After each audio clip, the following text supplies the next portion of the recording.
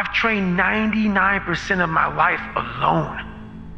No one pat me on the back. I did all of the work alone. When I started this journey years ago, and I realized that I'm going to be somebody, and I'm searching for a feeling of true victory for myself, and only myself. The second I shut out the whole world and realized that one thing, that I am in this world alone. I'm fighting in this race by myself. When you go to war with yourself, you find a lot of peace because you know exactly who you are. And that is where the peace is really found for me. Most of life, you're alone. You may have a whole support crew around you, but up here, you're alone. Most of the stuff I do, I'm training for those moments. Those moments when I was at mile 70 and I had 30 more miles to go, and I crapped up my back and pee and blood down my leg, and I had 30 miles to go. There's only so much someone cheering can do for you. Right. When you start to dive back in the cellar of your mind and you're pulling out all these tactics, all these mental tactics to get through this 30 miles when you're in the worst shape of your life and no one's coming to save you, you have to face yourself. So many people live to be 100 years old and they die miserable, having everything, because they never examined. I call it my live autopsy. You never examine this. Happiness, peace, enlightenment, it's all up here, man. It's all up here. And when I start talking like this, people go, man, no, it's the truth, man. Yeah, it is true. It's all up here. You just gotta be willing to go and face it. And that's the hard part. No one knows the real truth about me, how hard I really go. I don't care if anybody knows. I don't want anybody to know. I'm an introvert. I live an introverted life. And I love that about me. That right there is my fuel, is I know that there's really no one out there grinding like me. And if they are, so be it. If I know about you, I'll make sure that I up my game. It's so easy to be great nowadays, my friend, because most people are weak. Most people don't want to go to that extra mile. Most people don't want to find that extra because it sucks. It's miserable. It's lonely. You talk about that you were kind of, lonely by yourself. I was the same way. And that used to hurt me growing up. Now I thrive in it. That's the only place to be. The most important conversation you will ever have in your life is the one you have with yourself. You wake up with it, you walk around with it, you go to bed with it. Eventually, you're going to act on it, whether you're good or bad. It is about you. It's strictly about you finding who you are. So many people die, live 100 years, never know who they are. Never know who they are. You have to look in that mirror and know there's so much more in here, man. Because I can literally right now be a 300-pound guy spraying for cockroaches still to this day if I did not look in that mirror and say, there has to be more to this. This can't be it. You are your own hero. You are your own leader. You are your own master. And that is a big one because we idolize so many people and we want to be them. We want to be someone else. And in doing that, you lose all the potential of who you are. You mimic, you be them, you are them, you become them, and you lose you. And we look up to so many people in this world who will let us down. We're humans. I'm gonna let you down. You're gonna let somebody down. If you put them on a pedestal, you then lose time when that person comes up and lets you down. You must hold yourself accountable, and being your own hero, that's what that does. You make yourself so totally accountable for who you are. You focus on you and only on you to become the best person you could be for others. Because we leave a lot on the table, not searching who we are. And then therefore, you die not knowing your greatest potential. Like when I was 300 pounds, I didn't have any drive. I was an insecure, lying kid, afraid. I had to look at my insecurities and in my fear and find drive in that. We're all looking for passion. Passion's all around you. You have a whole stack of it all around you. It's your insecurities, all that shit. You gotta dive deep in that. It's all in there. All the energy and fuel you need is right in yourself. It's all there. You got a lot of stuff to do to overcome. And that's where I found it. I found it right there in my own insecurities. I found drive in my own insecurities. And that's the most powerful thing in the world. When you can find drive in your own doubt, fear, insecurities, you become very unstoppable. You gain knowledge through suffering. And on the other end of suffering is a world that very few have ever seen. It's a beautiful world, because that's where you find yourself. You don't find yourself in over here. You find yourself on the other end. Like the 100-mile race I was on, where I ran it for 24 hours, I found myself on the other end of that race. That 19 hours, I found, wow, there's a whole nother world out here that I've never even saw, but the world is in your mind. And that's what all that mediocrity is about. Mediocrity is contagious. Never pick the easy road, ever in your life. That is the one road that is doom. It is doom. If you want something like 6-minute abs, all these different things, if you want it so fast, you may achieve what you wanted, but you want the permanent fix. The permanent fix comes from the hard road. The hard road gives you permanent results. The easy road gives you the quick fix. You will go back to where you started on the easy route. That hard route is so permanent that it ends up callousing you everywhere. Everywhere. Mediocrity is everywhere right now. And we're all trying to find an easy way out. And we're judging ourselves. Let's say there's 10 people in this room and we're all mediocre.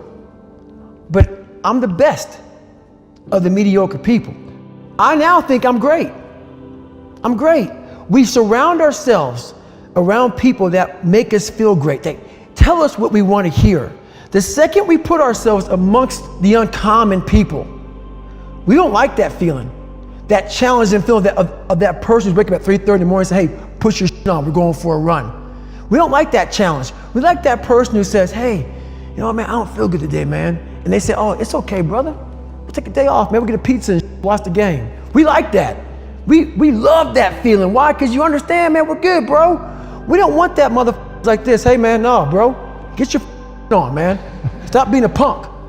We don't want that in our lives. We don't want that person who's constantly challenging our weaknesses. We want that person who's constantly, making us feel nice and good and secure in ours. That's the mediocrity of life. We want to be the best amongst the average people. What do you think most people get wrong about motivation? They think it's a permanent fix. They think it's something that is a constant. They think that maybe once I get it, I'm gonna hold on to it. And that's the thing about that I was telling you, that I always talk about. Nothing is permanent. Nothing is permanent. And a lot of times you have to learn to perform without motivation. You have to learn to perform without purpose. You have to learn to perform a lot of different things. And that's what people think. They think I need to have this motivation to work out, to study, to be better. So if they don't have it, they just don't do it. And that's where you fail. You have to learn to train your mind well beyond motivation. If you have motivation, that's great. That's some kindling to the fire. All it takes is a little bit of spark, you can burn a whole forest up. But motivation, you have to learn to exist without it. You have to learn to be your best self when you're least motivated. And that's the tricky part about all that. Motivation is just a word. You have to have these different things in your mind on where you want to go and know that motivation is not going to get me there. Because I'm not going to always be motivated. I'm not the smartest kid in the world. Okay. Instead of somebody saying, oh no, you're smart. No, don't say that to yourself. I said to myself, no, I'm a dumb motherfucker. Okay, roger that. How you get smarter? Educate yourself. So the things that we run from the truth. We're running from the truth, man.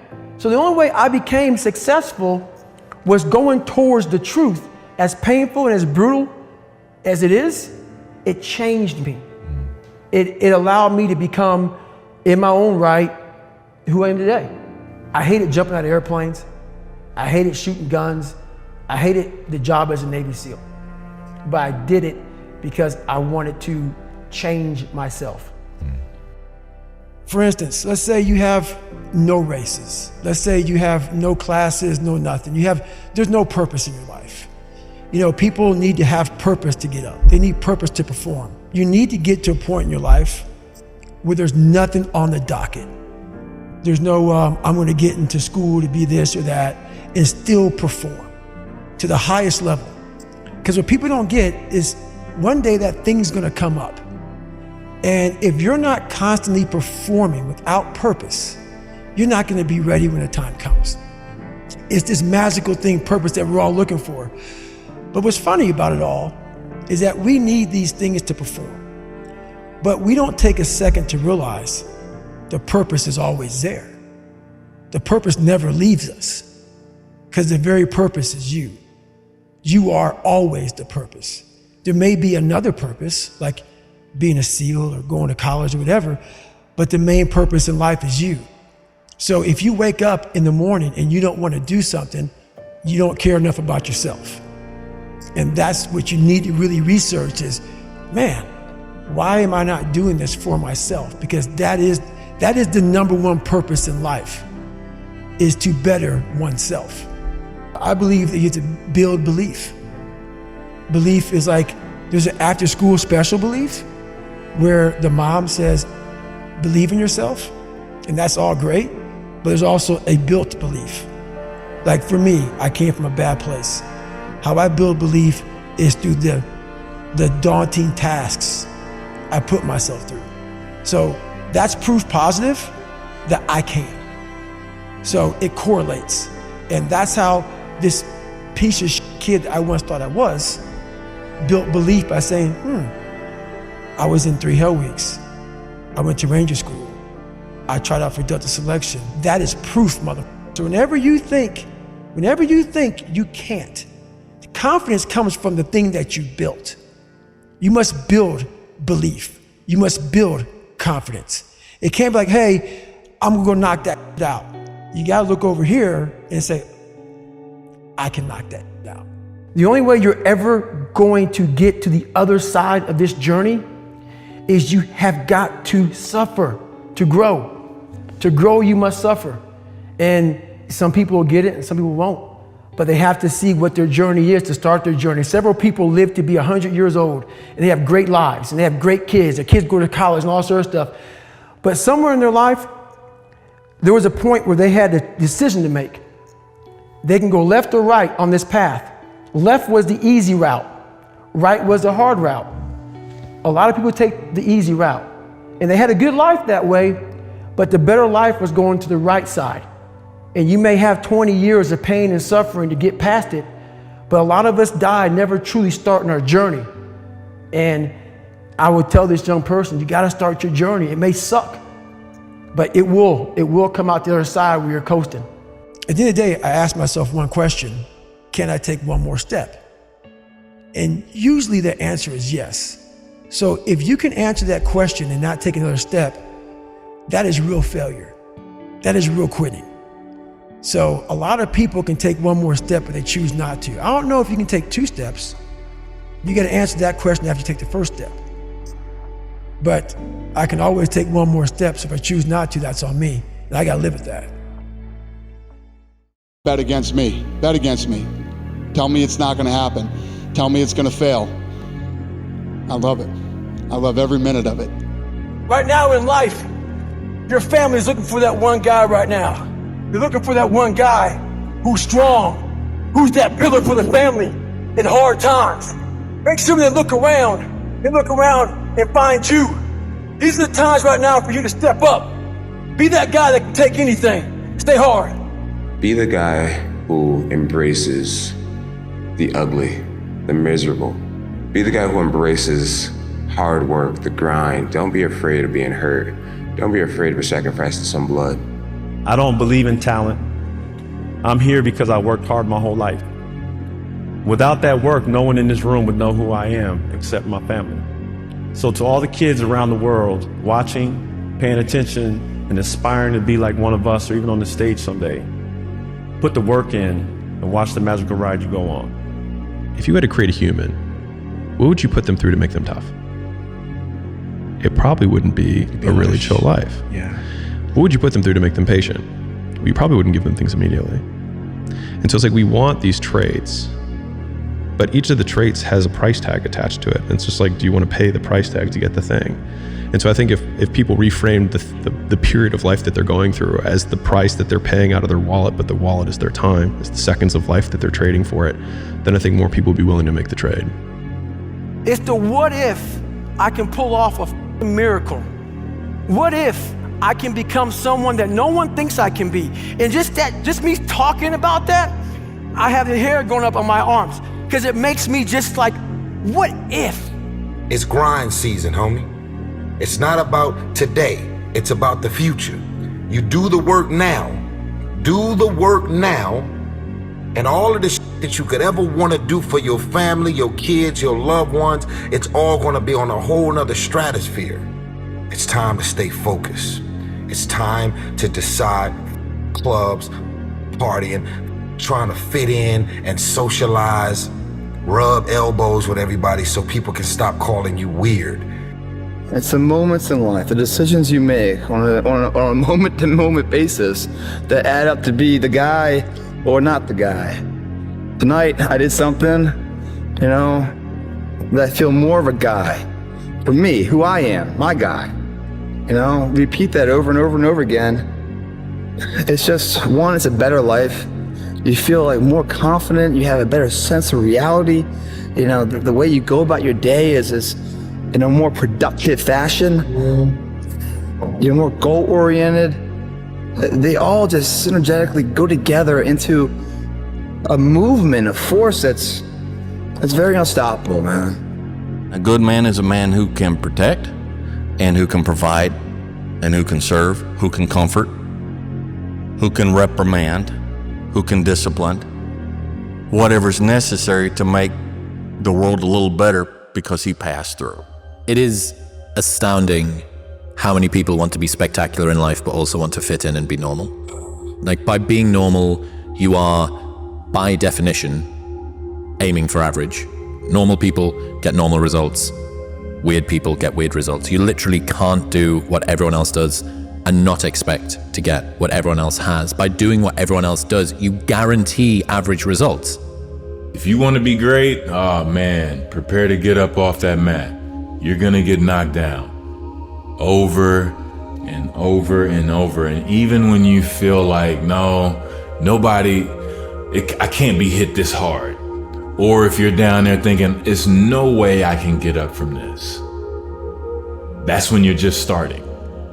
Listen to me, you have to eat the dream. You have to sleep the dream. You have to dream the dream. You have to see it when nobody else sees it. You have to feel it when it's not tangible. You have to believe it when you cannot see it. You've got to be possessed with the dream. And every single day, you've got to wake up and put forth effort. The only thing that you can do is win so big that all of them constantly compare themselves to you, and then you'll forget they exist. Success is the only revenge. It's not the best revenge. It's the only one. There's no other revenge, because everything else is petty. Everything else does show that you were thinking about these people all day long, which means they win by default. All you can do is think about your goal and winning. He's like, and when you win, that's when you become so big that they shrink into irrelevance. You cast a shadow that no one even can see them behind you. If you want to give up, you can give up. This is your choice. You can do whatever you want. Your time's gonna come, but you cannot give up. Go do something that's hard. Go try and accomplish something that's hard. You may win, you may lose, you may succeed, you may fail. I'll tell you what, you'll be better. If you avoid those things that are hard, if you don't accept that challenge, if you don't step up and step into that cold water, and you sit on your couch and eat Doritos, I can tell you this is not a good move. Whenever I get to a low point where I think, why do I even bother? I just remind myself, this is where most people stop. This is what hard feels like. And this is why most people can't do it, but you can. You have no idea how great you really are, because you are using such minimal of what you have. The message I try to deliver to people is play to win. Don't play to avoid loss, because the things you fear are the things that's gonna happen to you. Set that target on something positive, work for it, expect it. Those times when you get up early and you work hard, those times when you stay up late and you work hard, those times when you don't feel like working, you're too tired, you don't want to push yourself, but you do it anyway. That is actually the dream. That's the dream. It's not the destination, it's the journey. Pressure changes everything, pressure. Some people, you squeeze them, they focus. Others fold. You summon your talent and will. You deliver on a deadline.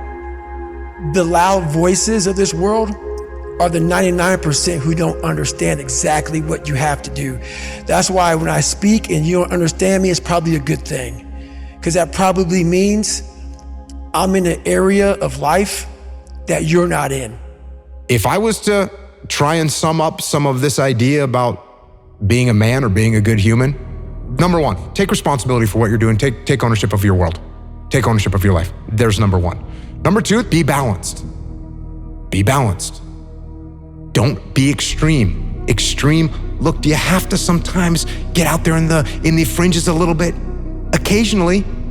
You probably had some business situations where you're like, all right, I gotta let go half of my staff right now. That's an extreme move, but that's how we're gonna start. Do you have to do that sometimes? Yes, you do. But don't let that be where you live. Live in the center, live in a stable area, and then finally discipline equals freedom. You need to let the world know that you exist. You need to let the world know that you made different. You're built different. You're stronger. You're more passionate. You believe in yourself. When the rest of the world shut you down, you woke up the next day and you said, I got this. I do this. I breathe this. I am this. You can't stop me. Man up, stop crying. The decisions you make right now is up to you. You crying about something that happened to you when you was a kid. You ain't even no kid no more. You a grown man. Take full ownership. The stupid stuff you doing, your parents didn't make you play no video games. Man up. The question is, do we believe we can become it? Without that belief, every journey will run into a debate. That debate is when pain starts to fill the body. You weigh the temporary pain versus a lifetime of pride. What are you gonna do? How bad do you want it? There's two options. To continue forward, pushing upward. And if you do, that dream is given birth, and forever you will live in the reality of it. If you stop, quit, throw in the towel, I promise you there's no distance you can travel far enough to ever find that dream again. For it is dead. And in its death, it's replaced by regret. Winning requires you to go so far deep inside yourself. It's way beyond the surface. It's way beyond internal. It's going to a place that a lot of people haven't visited in a long, long time because they're afraid to visit that person, because when they visit that person, they don't know who that person is anymore. What I've learned is to always keep going. Always. You know, there's been times, particularly early in my career, where it just feels like this is the end. But what I've come to find out is that, you know, no matter what happens, the storm eventually ends. And when the storm does end, you want to make sure that you're ready. And so I've really learned to put one foot in front of the other, good, bad, or indifferent, because eventually that storm passes. I don't know where you are in your game of life. You may be in your third quarter. You may be in your fourth quarter. Come on, you're not gonna live forever, not in this world, come on. You may be in your first quarter, your second half, and this time it's gotta be personal. See, last time you were just running through the plays. Last time you were just running the songs that you rehearsed in rehearsal. Last time you were just going through the motions and you got numb, come on, and you got tired and weary, and now you're broken and bitter and angry because you lost. And I'm just wondering if you're courageous enough, bold enough, if you have enough faith, come on, if you have enough inside of you, resilience to come back to the scene. Our deepest fear is not that we are inadequate. Our deepest fear is that we are powerful beyond measure. It is our light, not our darkness, that most frightens us. Your playing small does not serve the world. There is nothing enlightened about shrinking so that other people won't feel insecure around you. We were all meant to shine as children do. It's not just in some of us, it's in everyone.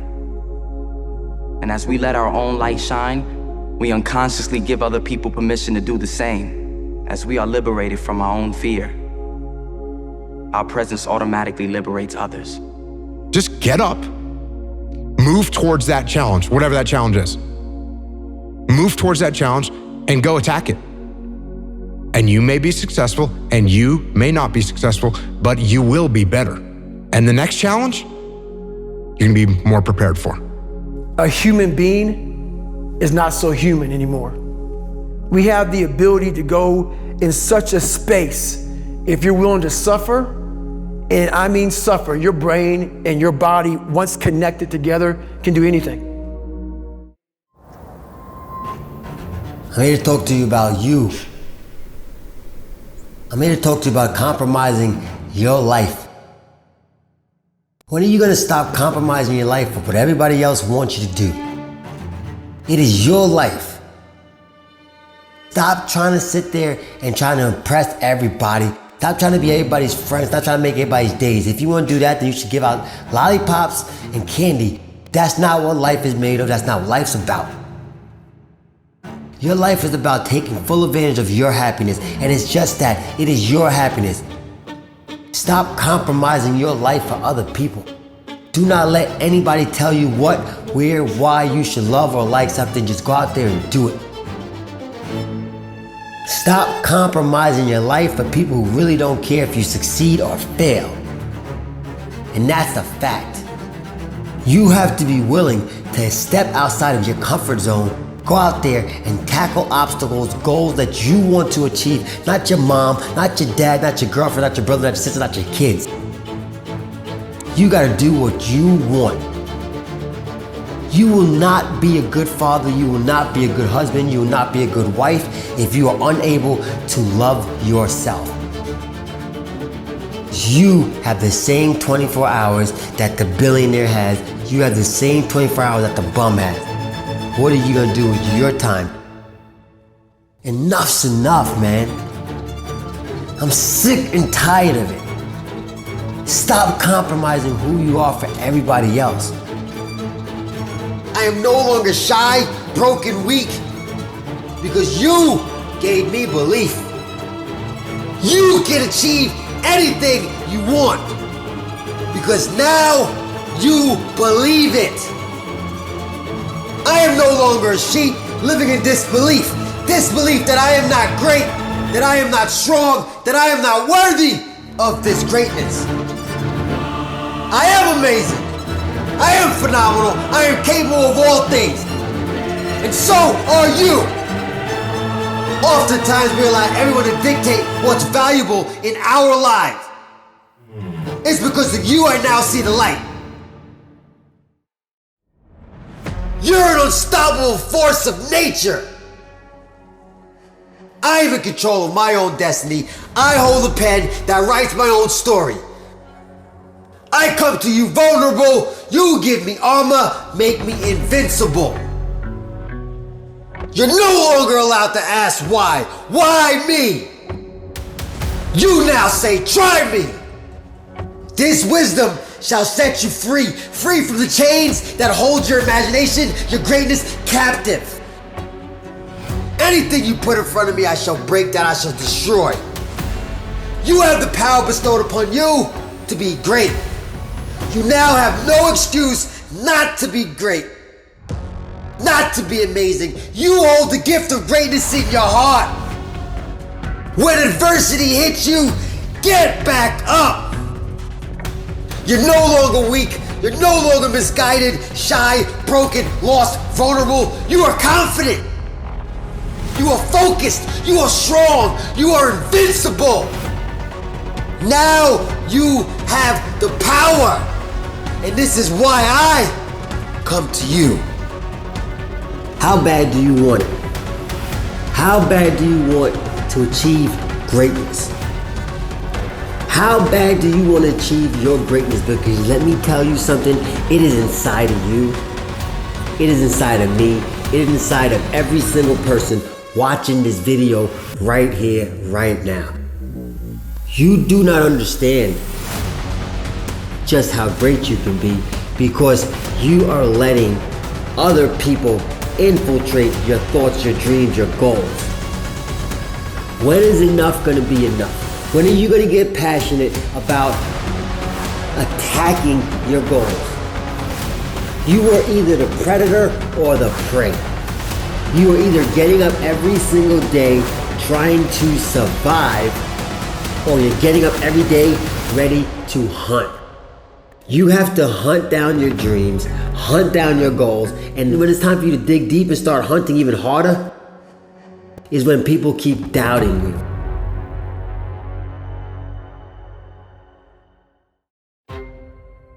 There are gonna be doubters, there's gonna be naysayers, and your job is to not prove them wrong like I thought, but prove that you're right about you.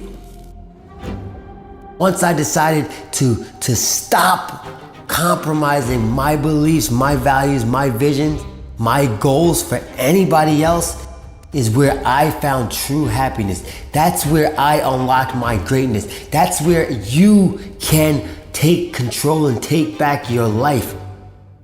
When are you gonna say enough is enough and stop allowing somebody's thoughts of you be your reality? Stop allowing people to come into your zone, your world, and take control. Enough's enough. I'm sick and tired of it. When are you gonna be sick and tired of it? Every time I run into obstacles, I embrace them. I've learned to accept failure not as a stumbling block, not as a dead end, but more as a step. Failure is a step to my success, a step to my greatness. Every time I fail, I'm gonna pick up and take something positive from it. It might hurt, it might burn me up inside, but I know that it's going to set me up for success. I want to be in shape. I want to be the best athlete, the best fighter, the best father, the best person that I can be. Then it's no sacrificing or shortcutting greatness. I gotta make an effort to be just as better. I gotta practice what I preach. I'm gonna focus on the one person that I can control and I can make happy, and that is me. How are you going to deal with adversity and obstacles? Because they are going to come. I tell people all the time, man, if you just train for something, a marathon, or you train for a sport, or you just train to be healthy, that is great. That's perfect. But I train for different. I train differently because I train for life. I'm training for those deep, dark moments where I'm gonna have to dig deep inside myself and look for the answer. Look for the little shimmer of light that's gonna be there. It doesn't rain all the time. There is going to be dark days, but I promise you it's gonna allow you to embrace the light so much more. You need those dark days. You need those dark hours. You need it. Because without it, you won't value the light. I'm not telling you to accept defeat. Because defeat hurts, burns, shatters you. As an athlete, when I first lost my first fight, I thought the world was over. Thought everybody was looking down. I thought there was no possible way that I could go on. It felt like somebody stole the breath out my lungs. But guess what?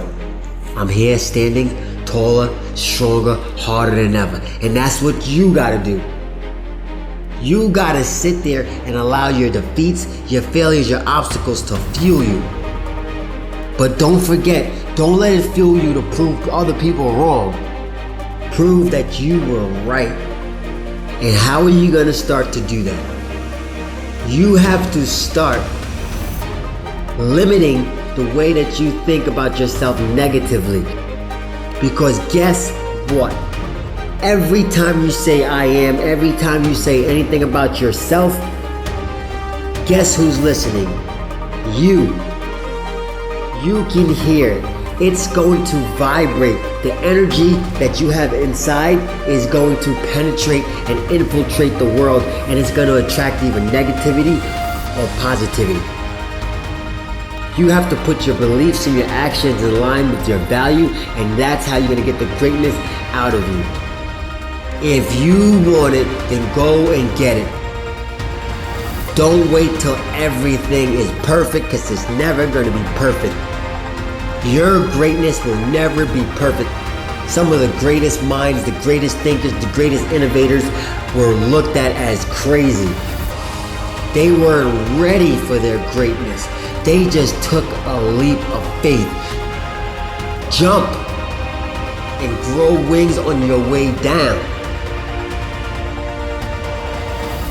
You have greatness inside of you. Now it's your time. It's your turn, it's your due diligence to share it with the world.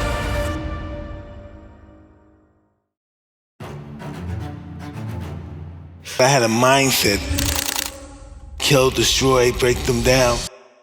I was gonna rip his heart out, I'm the best ever. There he goes! I'm the most brutal and vicious and most ruthless champion there's ever been. Mike, why do you have to talk like that? Well, I'm talking to you the way I want to talk to you. Off. More fighting in the ring after the end of the fight.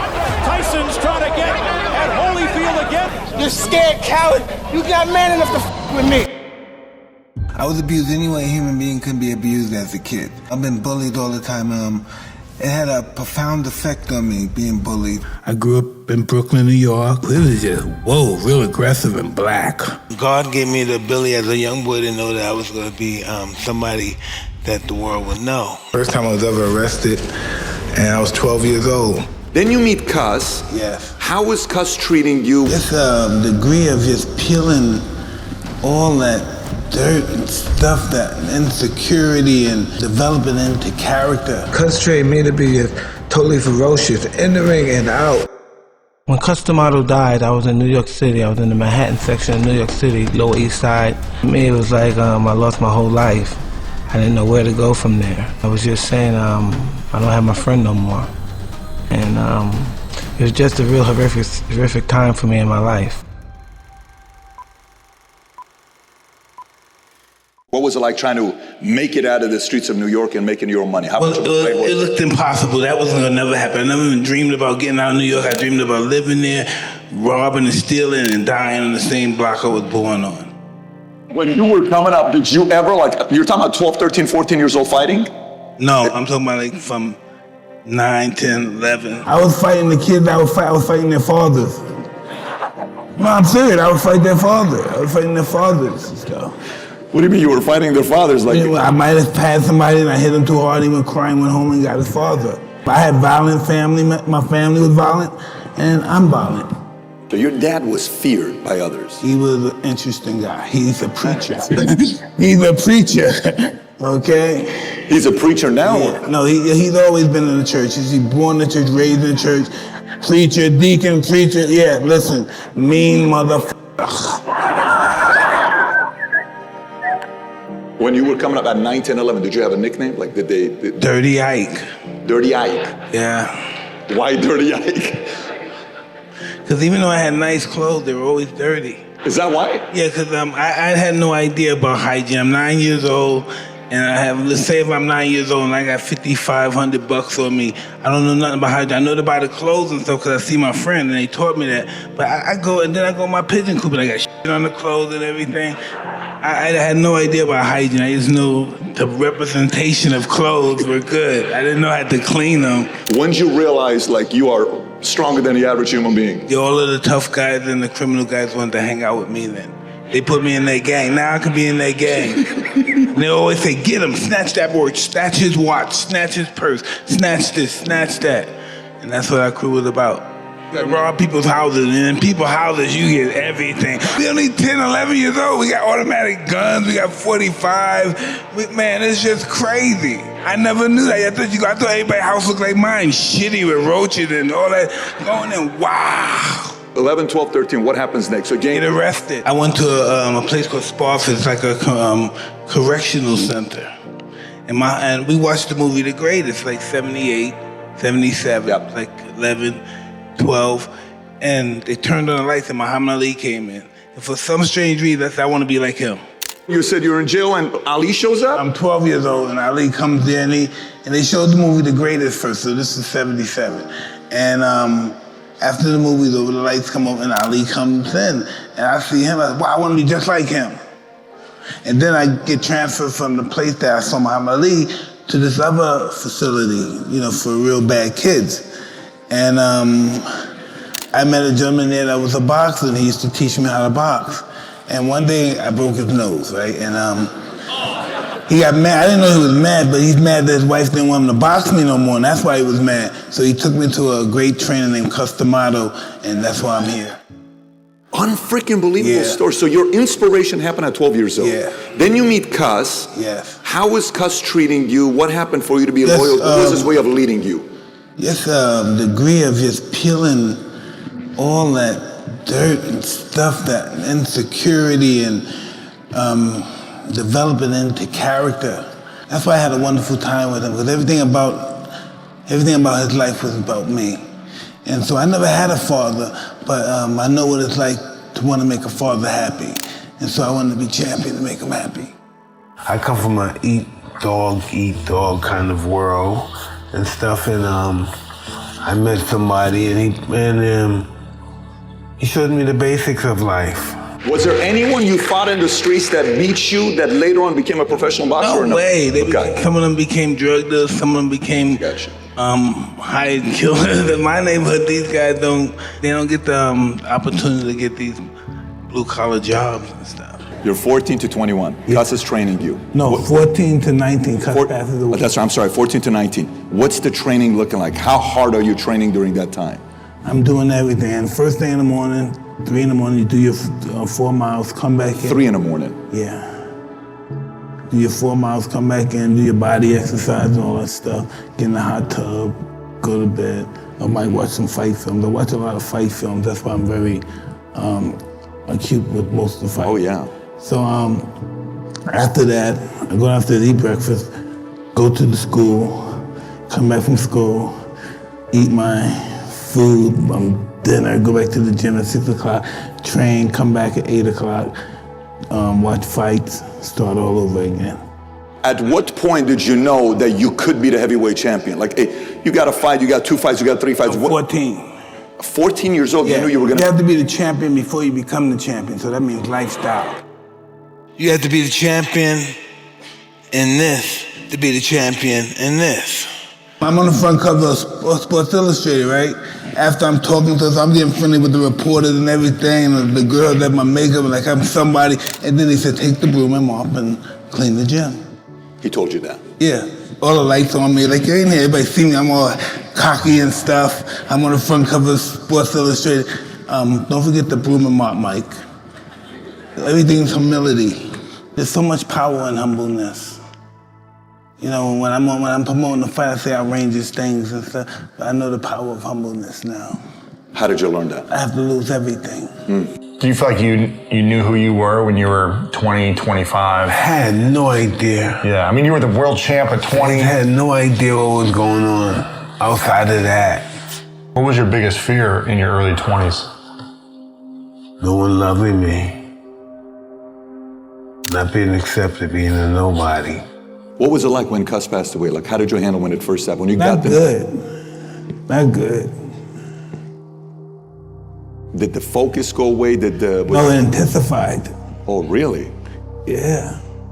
Wouldn't you think so? I would think so, but how did you manage that rage at that point? Like, when you're going to that point now, how do you manage that rage? Because I don't know. My whole objective is your total surrender, your total domination. I'm gonna destroy you. So that's my job, was to get Larry Holmes.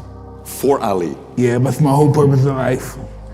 Wow. Was there a rage like when you fought against Holmes? Was it like, I'm gonna destroy you? Yeah, that was really, I knew I had to. Yeah, because you seemed angry in that fight. Yeah, I had to. Success is all about a lifestyle.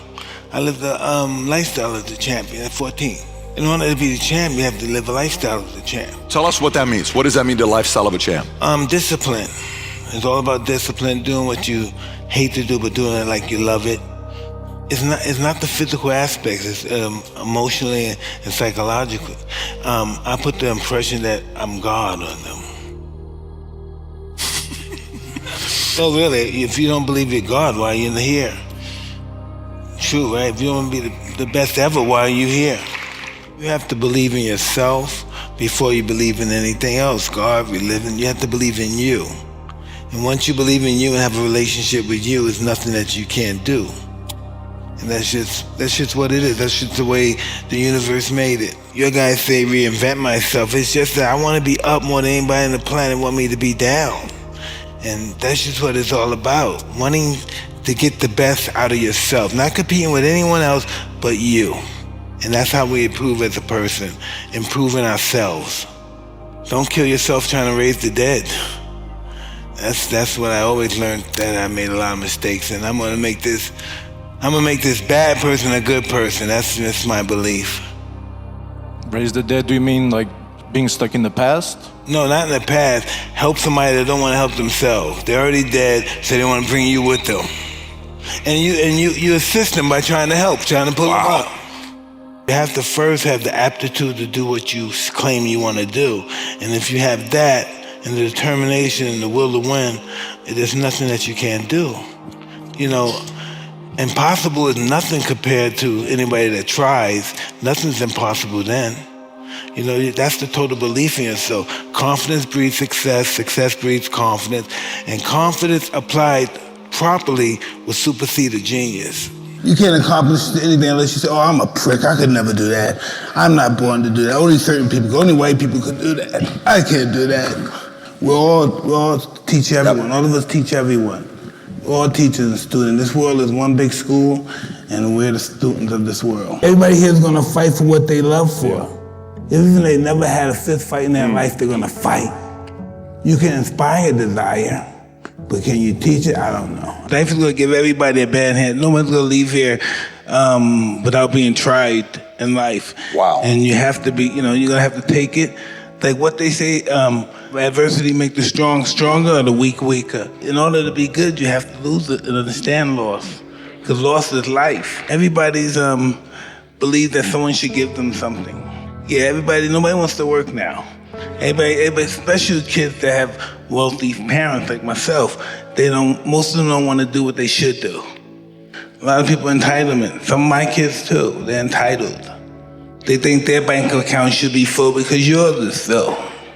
Listen, if you think a lot of money's gonna make you happy, you never had a lot of money before. I don't care how great you are, how much you succeed, without self-love, you're nothing. Because self-love is discipline.